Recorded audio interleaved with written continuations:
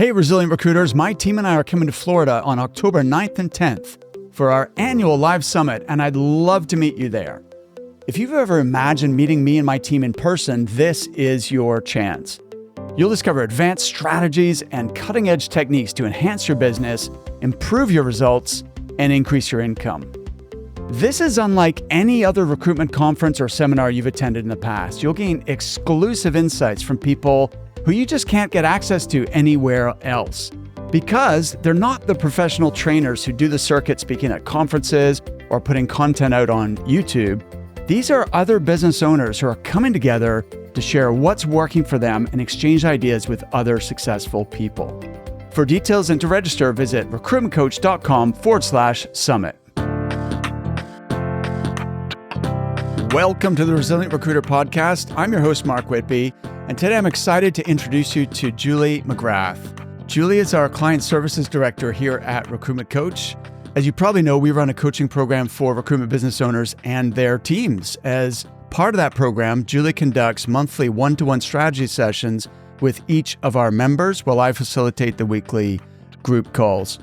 Julie is a highly experienced coach with 15 years experience in the recruitment industry, including 8 years as a solo recruiter specializing in tech and executive recruitment. Prior to her career in recruitment, Julie worked in large-scale operations and managed up to 200 people.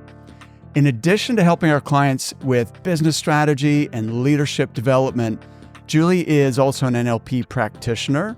This means she's able to help business owners break through mental barriers and adopt the mindset required to achieve the results they're truly capable of.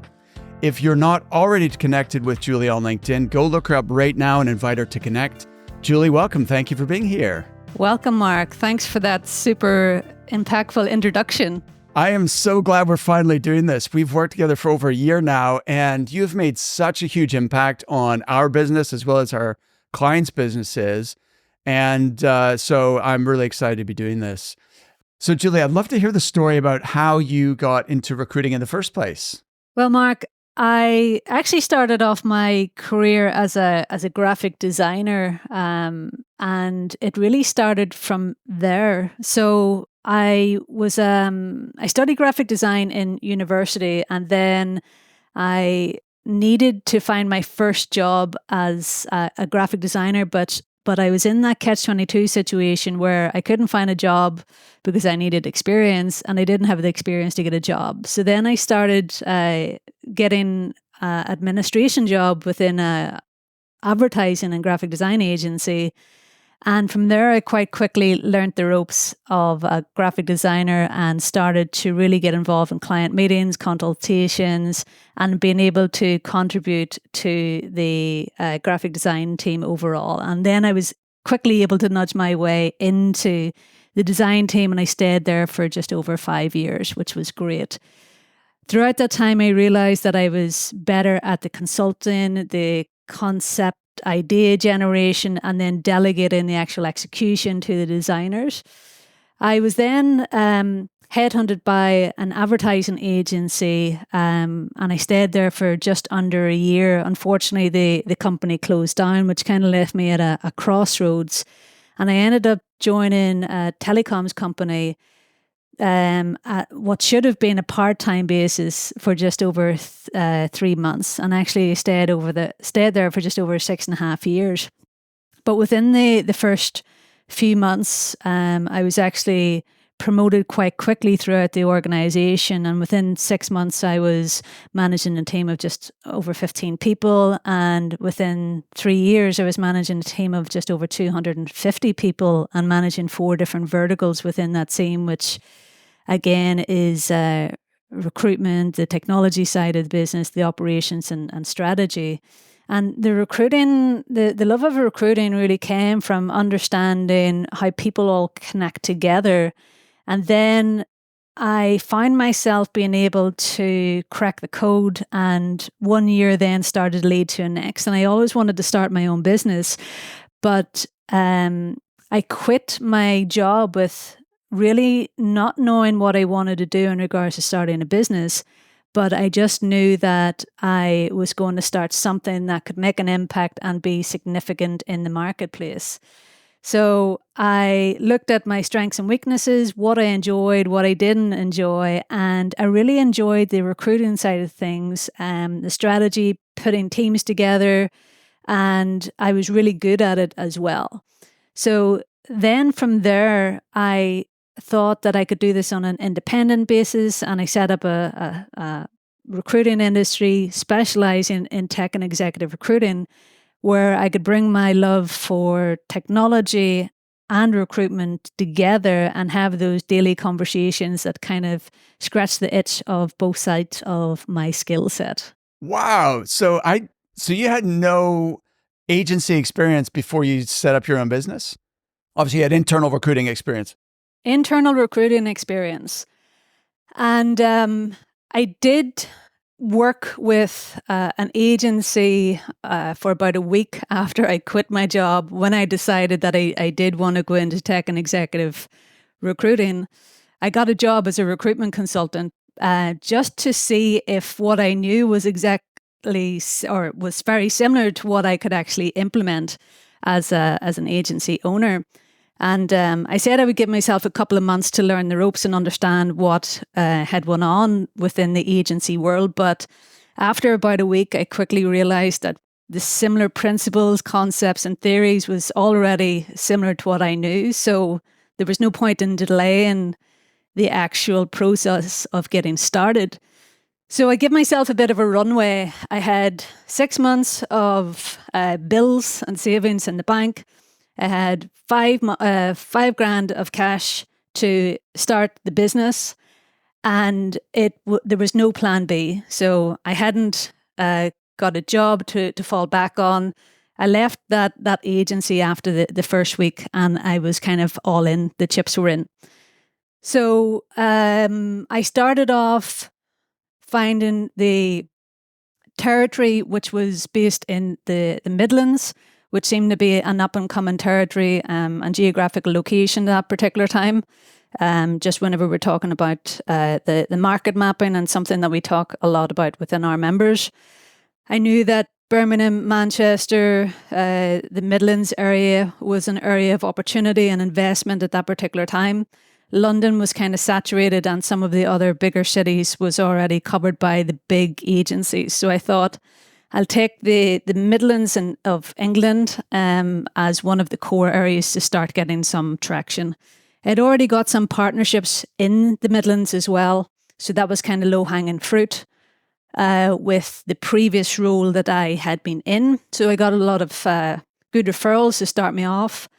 And then within the first 3 months, I had billed over £10,000 of fees on one small job and a medium-sized job. Now, given the fact that the fees in the UK at that time are a lot lower than what they are now or in the US, I thought, okay, if I can make this amount of money in the first couple of months starting off, then I'll keep going for this over the next 6-12 months and see what we can actually do.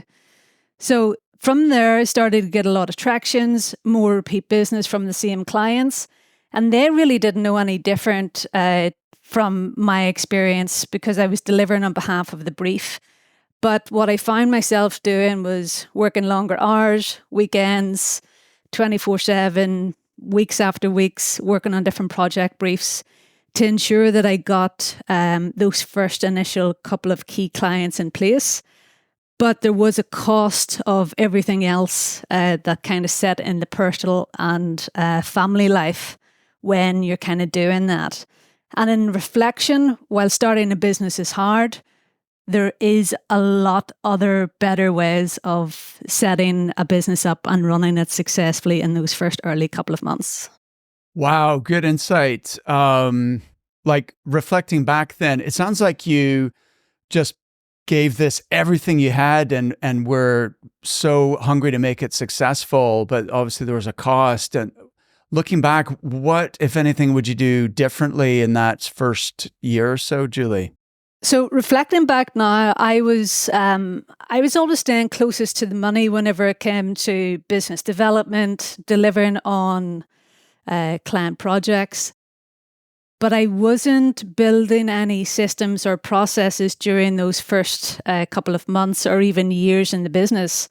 And while I was building the client base over time, I was still doing every part of the business myself. And there is a certain time that you get in the business where you reach capacity and a certain ceiling, and that ceiling is then attributed to revenue. And knowing what I know now, if I had to go back and change anything, it would definitely be working on kind of the strengths and weaknesses as that I have, looking at kind of the Pareto principle that we look at whenever we're actually building out teams of people as recruiters as well, and thinking, how can I maximize the time of the skills where I'm really good at, whether that be business development, sales, and delivery, and then looking at how can I plug in against my skill set of operations, standard operating procedures, and maybe even marketing, content creation, where you are bringing in specialist skills to complement yours, whether that's in a virtual assistant capacity or in a freelance or part-time capacity as well. So a lot of lessons learned along the way, but in hindsight is a wonderful thing. Exactly. Absolutely. What you experienced is so common. What we see with our clients when we start working with them is that typically business owners are trying to do everything themselves. And even if they do have a team, they are still doing, too much themselves rather than delegating and really taking advantage of people's talents and different skill sets within the business. And as you say, then there's a capacity issue, right? There's a ceiling on how much revenue you can generate because you're limited to how much time and energy you can devote to the business, which obviously has a limit. So I think that was a key lesson. So were there any other, you ran that business, I think, for about 8 years, was it? Over the duration of the 8 years as well, I was dealing with highly successful people, highly skilled engineers and technical specialists. But at the same time, what I noticed within the area and the community that I was working with was that there was a skills gap further on down the pipeline whenever it came to our schools, our colleges, and our universities. So within the actual recruiting side of my work and building the business, I also then started to get interested in providing young people with the digital skills that they needed for the world of work. And we all think that young people are great on computers. They spend all day online. They're never off their phones. But if you actually ask them to create a Word document or a PDF or present themselves forward for an interview or do a video interview, the majority of people that I had seen at that particular time were struggling to articulate their skill set or even switch on Microsoft Word or some of them very basic things that we may take for granted.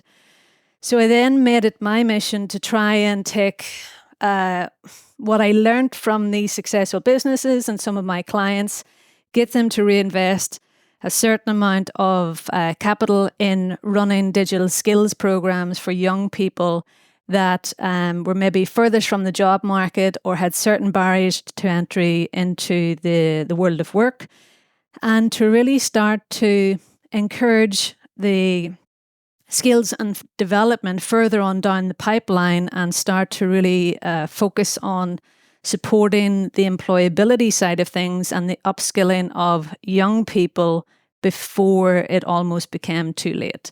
So then that started to gain traction within the business as a social impact project. And over time, that actually started to gain quite a bit of momentum when the business was kind of at its peak as well. So I found myself being torn between the highly skilled, highly technical, highly successful, to then those that were just starting off their journey, struggling to switch on a computer, struggling to present themselves forward. And what I needed to do was take the learnings from the one side of the conversation that I was having on a daily basis and being able to dilute it and work with another team of coaches and people that wanted to make a social impact and to be able to have something that was repeatable and free and accessible for the young people to start their careers. Wow, that is incredible. That I knew a little bit of that story, but not the whole sort of genesis of it. And so how did that develop? And so you're running your recruiting business, and at the same time, you've got kind of another social impact project which you're passionate about, and you're doing both those things at the same time. How did that other piece of what you were providing develop, and what happened with that? So from a marketing perspective, you can see the problem that the business would have in regards to how do you promote the services of getting online, writing CVs, interview skills, basic skills that you need from the world of work, to those then that are highly skilled, highly capable at the top of their career, and then looking to change careers or go out into their own kind of world of work, whether that business, contracting, or otherwise. So I had to create an option for an alternative method. But just before I was about to look at setting up kind of a digital skills agency for young people, I was actually approached by Google at the time to take some of the work that we were doing with the young people and entrepreneurs and people that wanted to start their own business, and to support a project that they were going to be running for just over 2 years in Ireland and further afield. And that was in the November 2019. So we got the project with Google off the ground in Belfast, and things were going great. I was brought in to help the SMEs grow and scale their businesses throughout the UK and Europe, and also then to create a strategic framework for their recruitment plans, and also then help people transition into different careers that were maybe mid-career or towards the end of their career. Unfortunately, March 2020 happened, and then everything closed down. So then the project, we couldn't bring people into the Google Digital Garage. We weren't able to run any events. We weren't able to meet any people in person. So we then were in the dilemma of the phone going off the hook because the charities and community interest companies needed support for remote working.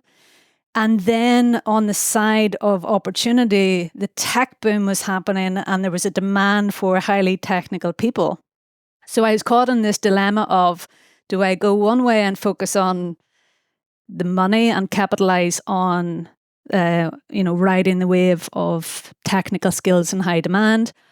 Or do I try and support the other people over here that generally need the help and support of staying in a job, putting a roof over their head, and being able to still work while we were going through this transition period? So thankfully, Google then took some of the investment that was supposed to be for the Google Digital Garage and offered it to me and a business partner at the time to continue the work that we were doing, but only in a remote capacity for SMEs, charities, community interest companies, so that they could stay alive during the pandemic rather than having to shut all of the services down for those most in need.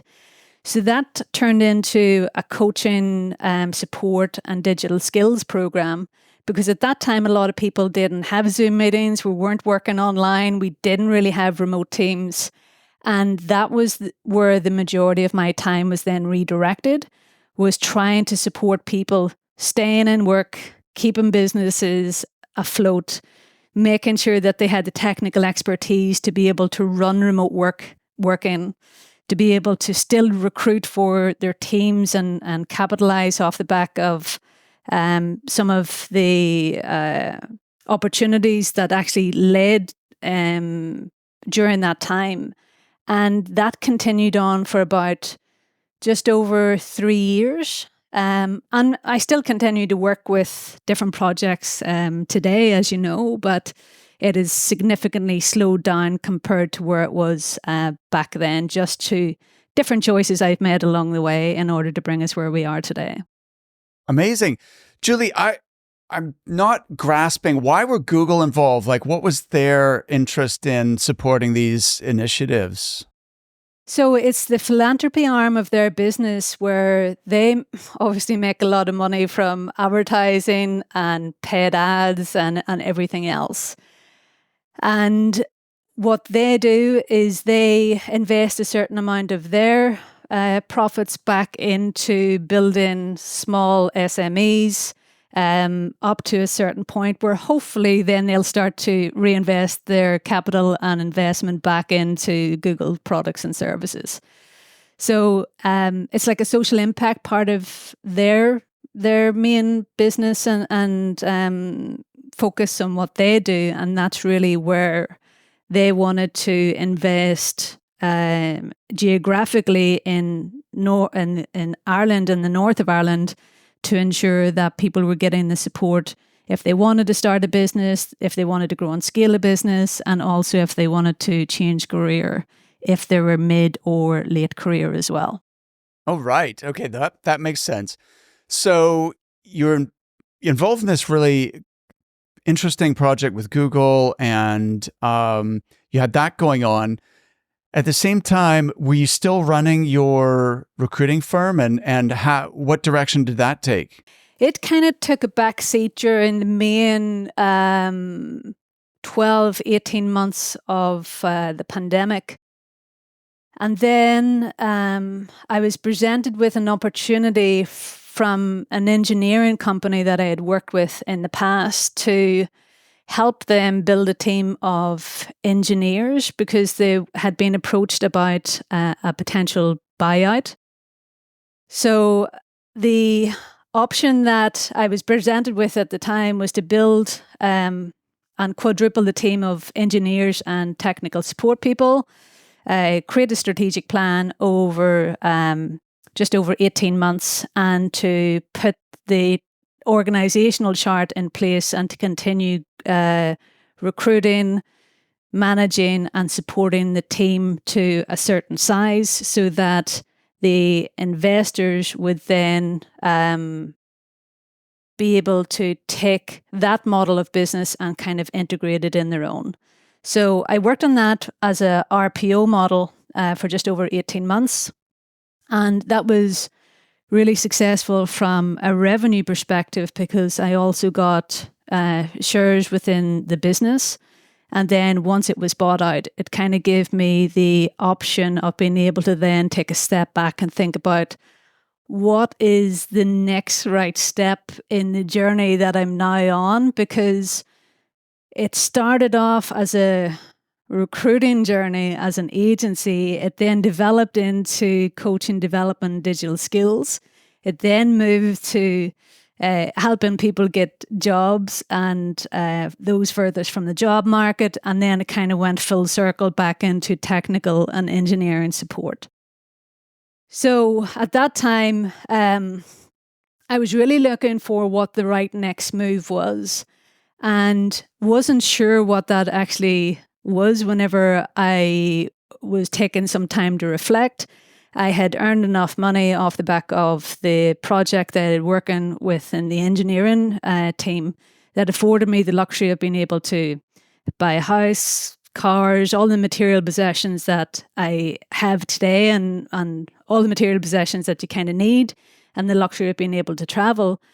But I had kind of got to a stage in my career where I knew that I wanted to be surrounded by a certain type of people, to be able to make an impact in the work, to be able to share the experiences that I did have, and to be able to work with people in a team of people that were sharing the same type of vision, values, and mission that I was on, that could not only work together as a team, but also make an impact, both towards time freedom, but also money freedom as well.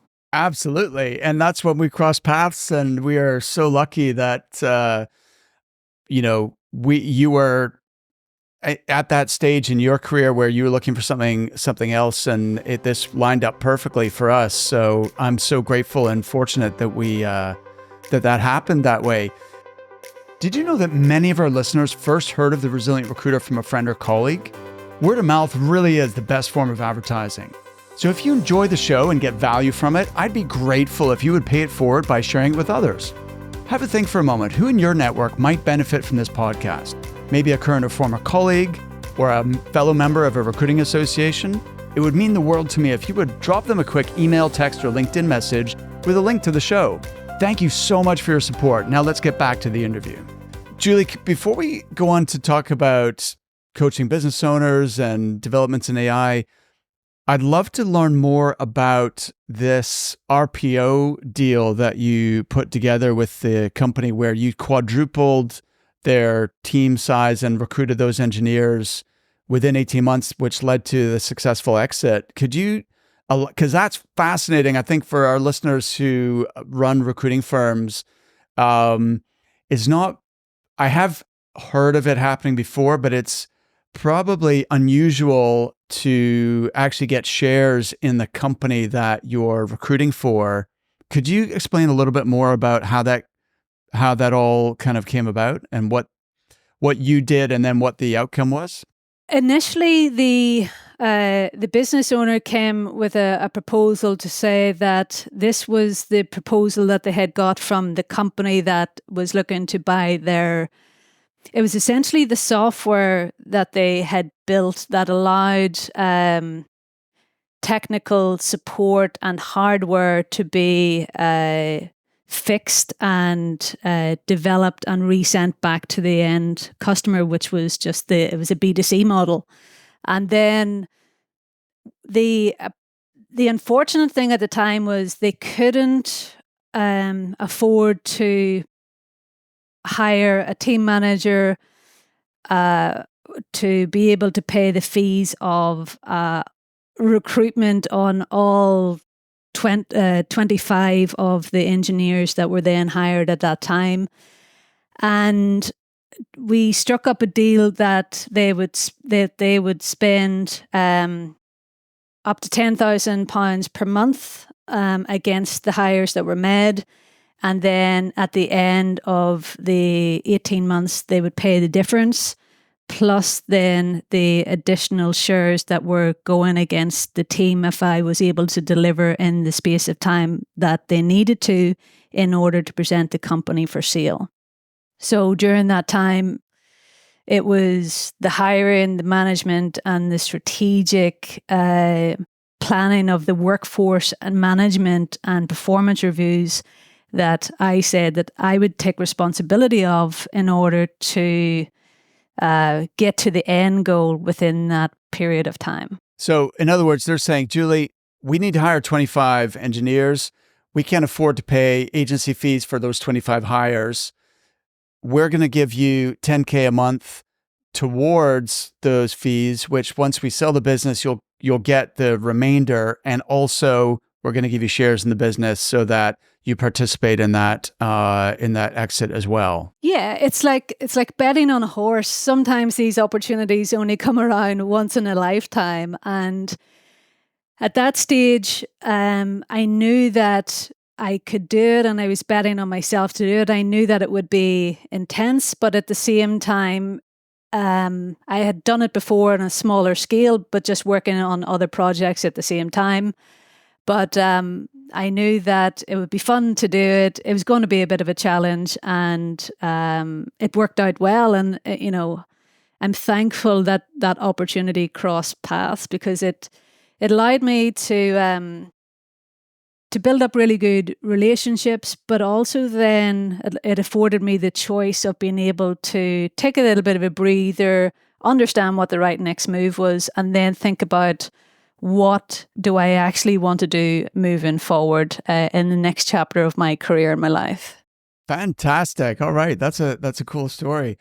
So moving forward, then we started working together, and I think at this stage you must have coached over 100 recruitment business owners, and you work very closely with our members, more so than I do even. So you know them really, really well, and that, I guess, puts you in a position where you're like, we work with some of the top performing recruiters in the industry, so you're able to see their habits, the best practices, the principles that contribute to them running highly successful recruitment businesses. What would you say are the most common challenges that you've observed working with owners of, either solo recruiters or owners of small, growing recruitment agencies? I'm very fortunate to be in this position where I kind of get a peek behind the curtain of the top performing recruiters, and then also those that are maybe new to the industry that are just starting off and trying to find their feet, like we all did at one point or another in our career.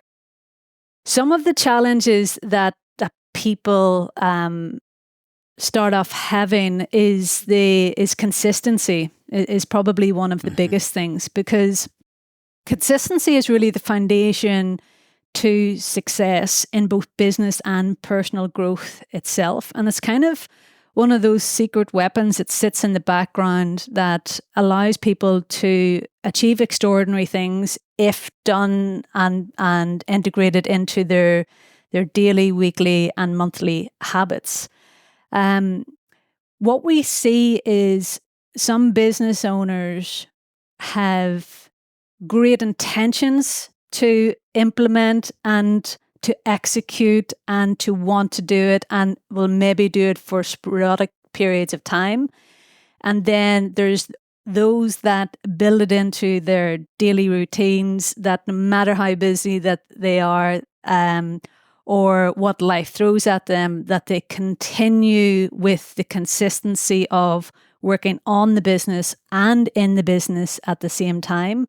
Mm-hmm. And that is one of many different characteristic traits and habits, and an overview of what I see on a daily basis.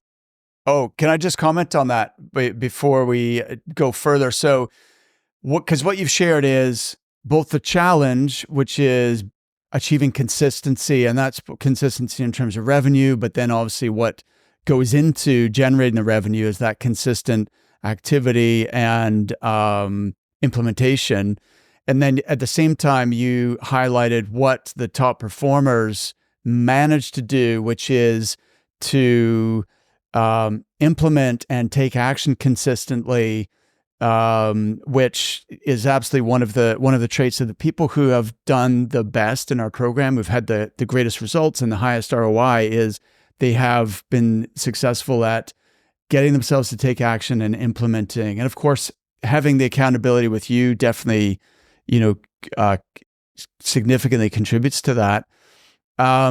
You mentioned something, which is you need to be able to work on the business and in the business at the same time. And I think this is such a critical point, and it's difficult for a lot of people because people are on that hamster wheel, right? Working in the business where you're doing the things that you have to do every day to, service your clients, manage your candidates, deliver on the jobs you've got, find new work, etc. So it's that ongoing hamster wheel.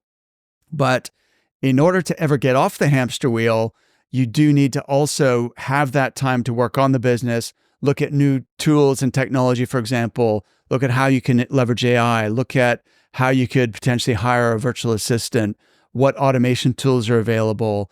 All these things are, in addition to the things you're already doing to generate placements and revenue. So I thought that was a really key point. What do you think is the difference or the secret between the people who manage to do both of those at the same time versus the people who, as you say, they have the best intentions, but it's very sporadic. Like they'll have a spurt where they're working on a new strategy or implementing a new project. But then, they get sucked back into just the daily grind, which then keeps them stuck in that hamster wheel. One of, again, the key principles and characteristics, and it's something that we all talk about, but a lot of people maybe set it to the background, and that's goal setting. And really understanding what it is that you're trying to achieve, when are you trying to achieve it by, and being able to break it down into actionable steps. And probably the SMART acronym is the easiest formula to follow. So S is the specific. What is it that you actually want to achieve within the business? M is how we're going to measure it. A is what actions then that you're going to take in order to make it happen. R stands for realistic, and is it achievable within that time frame? And then timely is the time frame that you're going to break it down on.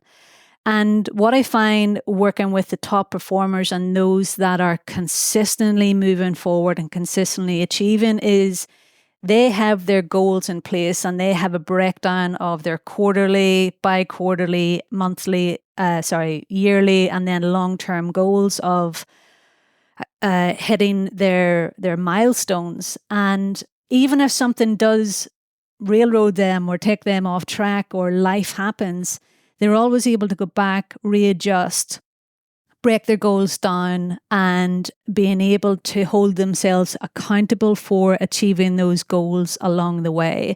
And accountability is so key whenever it comes to building a business, because many recruitment business owners, like I said earlier on, necessarily don't start off in wanting to build a recruitment business. Many develop an opportunity to be able to get into it. So understanding that there's more to running a recruitment business than just making placements, and being able to actually build a business rather than just a job for yourself is so important.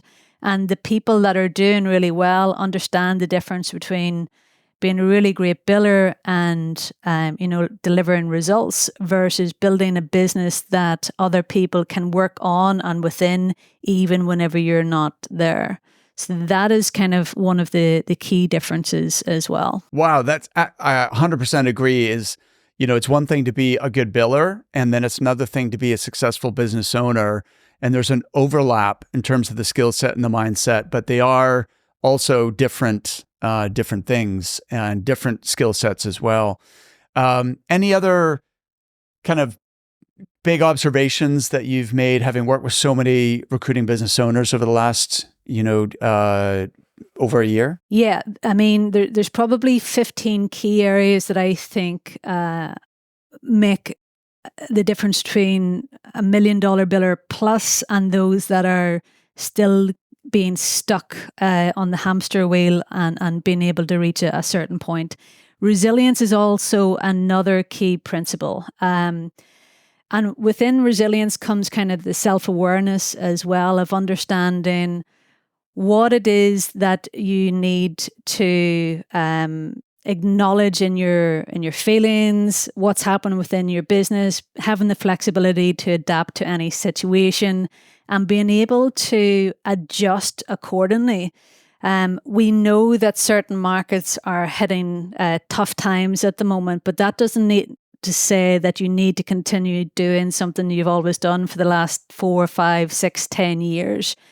And being able to be resilient and pivot to market conditions is where a lot of people can still pick up traction without moving too far out of their wheelhouse, but being able to capitalize on the opportunities that's actually in front of them.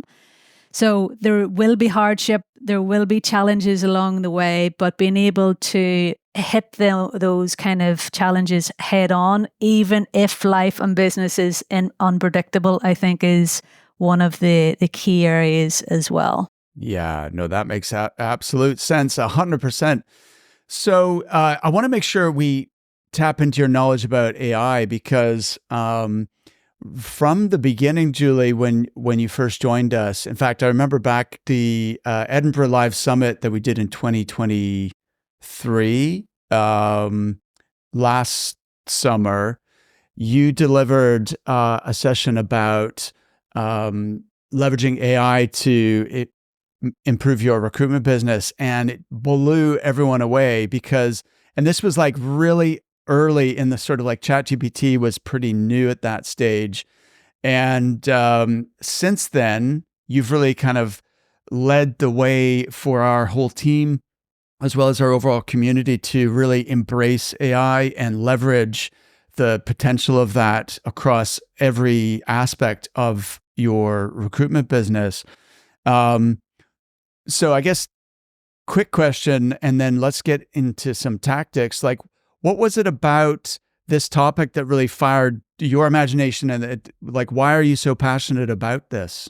AI is actually not something that's new in the marketplace. It's just the concept of generative AI and the actual revelation of ChatGPT and OpenAI that brought it to the forefront over the last 12, 18 months. AI has actually been around for decades and mostly used through automation, but a lot of people weren't using it on a personal level or even within smaller businesses. So I kind of always was privy to the conversation just due to the conversations that I was having with those highly technical people, and also my own interest in understanding trends, technologies, and just general curiosity whenever it comes to technological advances overall. The main reason that I started to understand it and study it is because I know the profound impact that it's going to have in the recruitment industry overall. And if we can bring that knowledge to the recruitment business owners and recruiters prior to it it being mainstream and being part of everyday business, then it'll have much more of a positive impact than a negative impact if people are having to react to it, rather than having the skills and knowledge to be able to proactively integrate it within their recruitment business. So I thought, if we can create something that's easy to learn, that's digestible, that has bite-sized learning, and we actually make it so specific to the recruitment industry that people as business owners or recruiters can see how to use it in their everyday work life and even personal life, that will make a lot more sense as AI is starting to kind of take over and develop in every business, not just the recruiting world. The world is going to look so different in the next 3 to 5 years. It's hard to even imagine what will be different, but it will be profoundly different. And I feel like, if you wait and see what happens, then you're going to have be at the negative effect of this. Whereas if you are embracing it like right now and keeping abreast of those changes as they happen, then you're going to be at the positive effects of the power of AI. And so it's super interesting. So you and Leanne actually decided to develop a whole 12-week program for our clients, which we called Recruit Smarter with AI. Obviously, you can't condense. And so you've got 12 plus hours of content, dozens of different tools that you reveal and demonstrate during, that whole course. We can't possibly kind of summarize 12 hours in the next 10 minutes, but could you give just, 2 or 3 keys to help people to get started with this? Because I suspect there's listeners who fall into 3 categories, right, Julie? There's going to be the folks who, I'd say the majority, are already using AI to some extent, and they're sort of they're interested in it, they're dabbling with it, but they're not fully utilizing it in their business. They're sort of maybe getting mediocre results with it, but they're definitely interested in it. Then you've got either extreme of that, right? So we're going to have some people who are kind of advanced users of AI who are really deeply interested in it and see the potential and are really embracing it and want to learn even more about that. And then there's going to be the laggards. So the leaders and the laggards, right? The leaders who are charging ahead, and then the laggards who are are really only scratching the surface or maybe haven't even looked at it at all. So what would you say for each of those three types of people? So like the laggards, the leaders, and then probably the majority of people who are somewhere in between that, in terms of what would be the next steps for them in terms of embracing this and using it to generate more consistent performance within their business? The program was built with this in mind, where you have those that are experiencing AI in a variety of different ways and have maybe dabbled with it over a period of time, people that are new to AI, and then people that are further along in the journey. So the program is specifically designed to compound knowledge and understanding over time, so that it utilizes and supports a lot of different technologies, programs, and learning materials, so that regardless of where you are on your learning journey, you'll be able to pick up something from the program in regards to integration. But some of the key shifts that AI is having within the actual recruitment industry is the domination that it's going to have on search engine optimization. And one of the key areas that I was talking about 12, 14 months ago now is you've got the rise of ChatGPT, Google Gemini, and Claude. And really what's happening is those platforms are predominantly now being used as search engines also.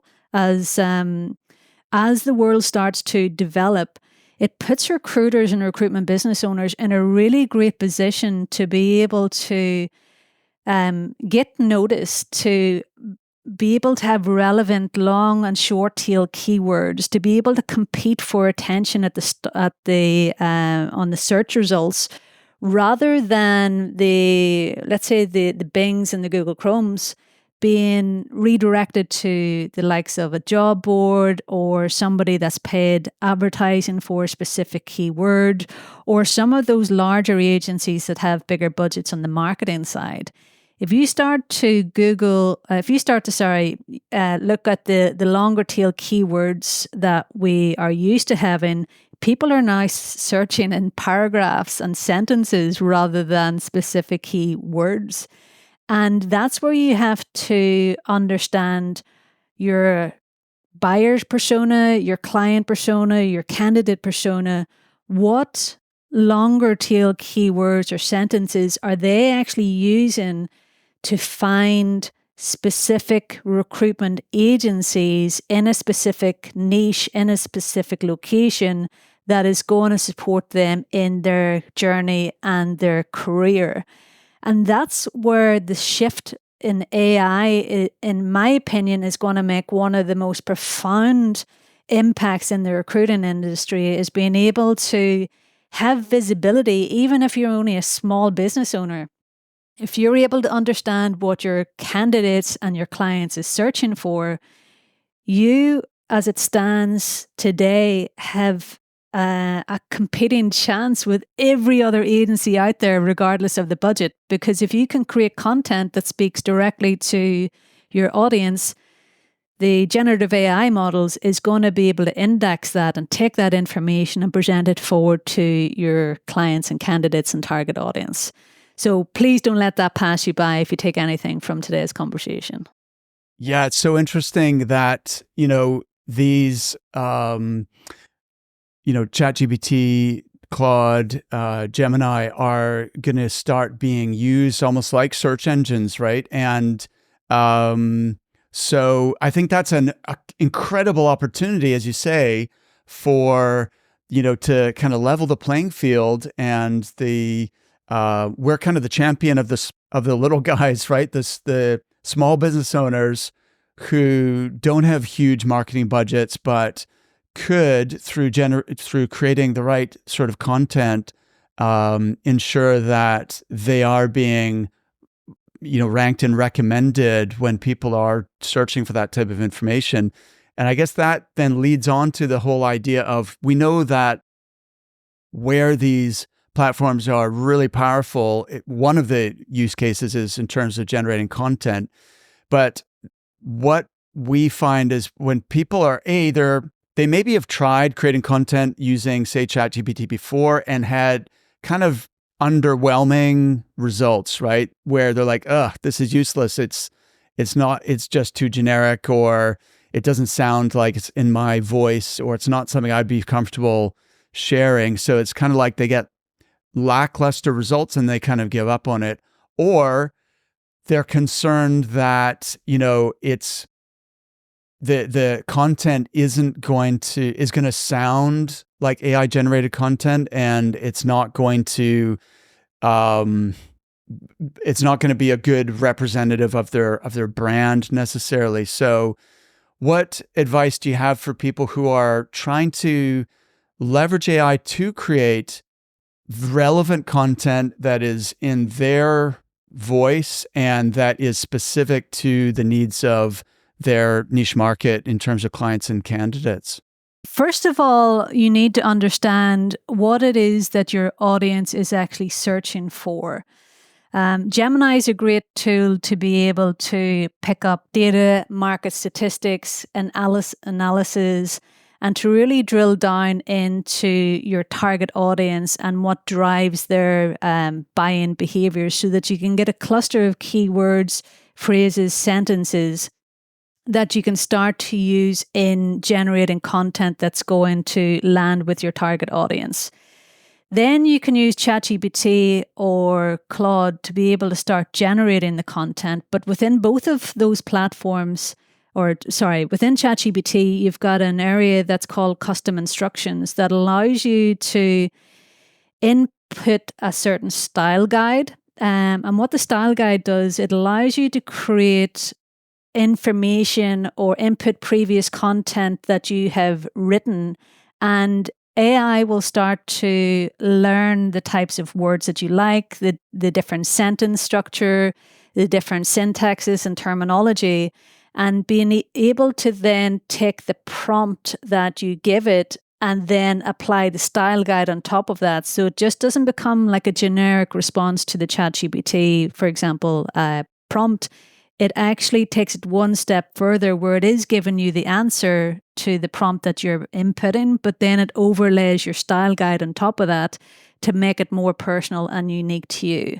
Then what you can do is take the keywords from Gemini and the information around your keywords and SEO information and incorporate that into your content as well. So not only does it sound like you, but it's actually then supporting the overall business function from an indexing perspective, while also grabbing attention of your target audience. The style guide is, it's amazing what a big difference that makes, right? If you look at without applying that style guide and then the same prompt, but with that style guide, it's like a completely different output that you get. And so I think that's what people don't realize is, because it's getting to the point now where you can tell that something's written by ChatGPT. It has almost its own style of writing and certain words that it tends to favor. So yeah, that's a huge tip. Any other suggestions in terms of creating content that is relevant, original, and unique rather than too generic? I think ChatGPT is a great tool to start using for brainstorming activities, to kind of get those creative juices started. But really what I would suggest is creating your brand guidelines and supporting your content creation through data and through insights. Google Gemini has been a game changer to be able to pull industry insights, huge pools of data and information together where you would have needed to hire a data engineer or somebody specific in content creation or marketing to get that information for you and understand your buyer's behavior. And that kind of brings us back full circle to what I was talking about at the early part of my career. If you understand what your buyers, which is your candidates or your clients, is looking for, what they want and what they want to consume, then you're able to make data-driven decisions of the content that you're creating so that you're not creating content for everybody. You're creating content for a specific person, a specific niche, and a specific target audience. And where people make mistakes is they're trying to talk to everybody. And while you're talking to everybody, you're kind of talking to nobody at the same time as well. So do the basics of understanding your target audience, getting your keywords nailed down, creating your style guide, understanding what the biggest challenges are in your niche. Talk to the pain points of your audience, both on the clients and candidate side. And then write content that adds value to those pain points or overcomes a certain challenge that they may be having, and start to build up your authority figure in the niche where you can use ChatGPT and Gemini and Claude to really enhance the timeline that it takes for you to get content out there, but also to help you create new innovative ways to be able to use that content and not maybe just use it in text form, but being able to create video scripts for yourself, to be able to create poll ideas, and looking at different verticals and how you can reposition that content where it's going to grab attention. Absolutely. I love how, and by the way, if you guys are interested in learning more about this, Julie and Leanne created a free training session that you can check out at recruitmentcoach.com/AI. And one of the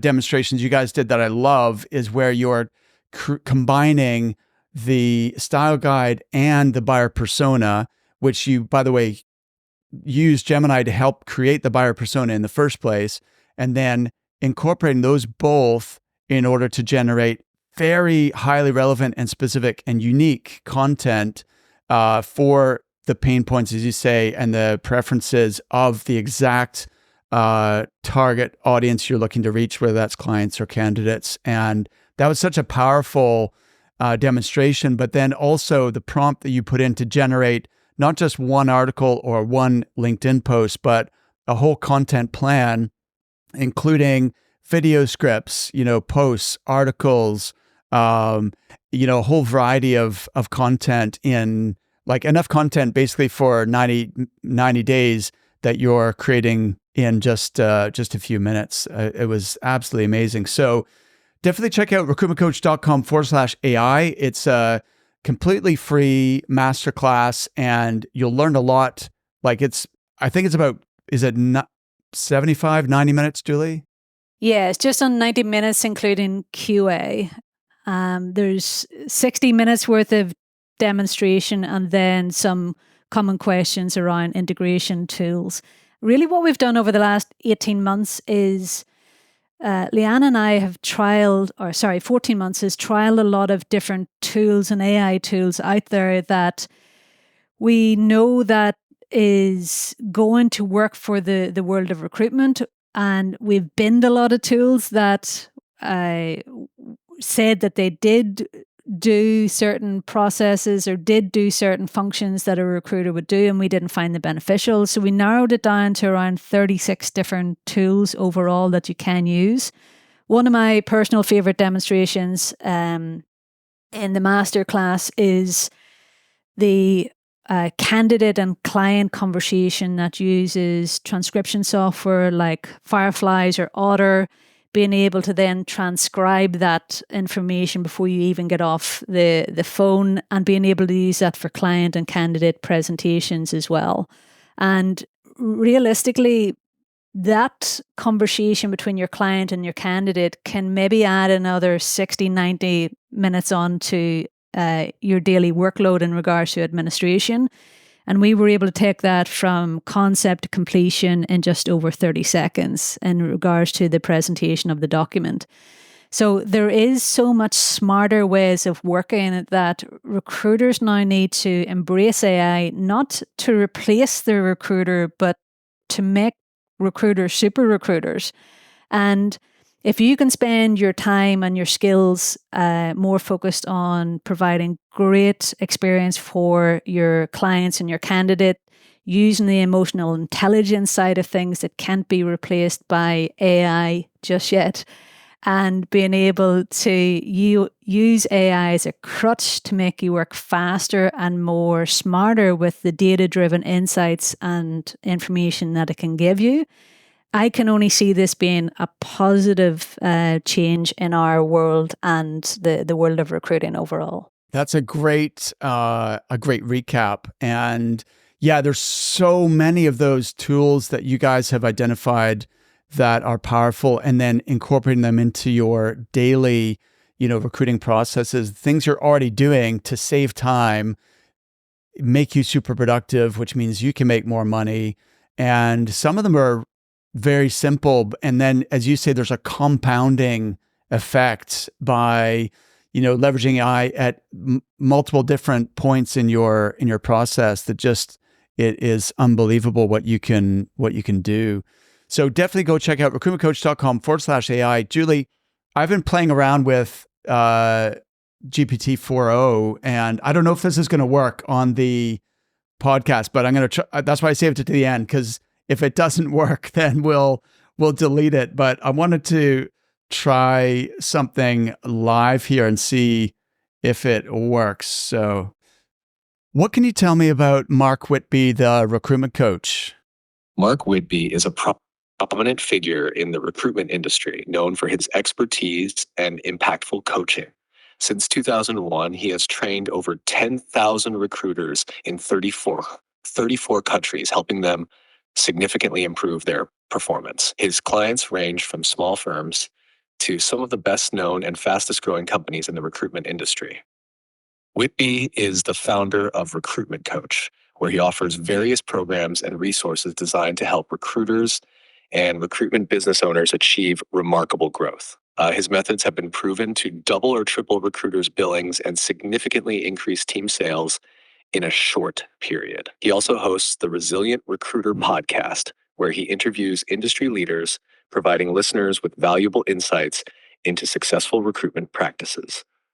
Before launching his coaching business, for more information about his services and to explore his resources, you can visit the Recruitment Coach website. Please open your app to see this link.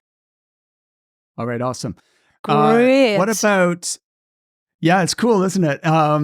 What can you tell me about Julie McGrath, who also works at Recruitment Coach? Julie McGrath is a highly experienced coach at Recruitment Coach, where she conducts one-on-one monthly calls with members.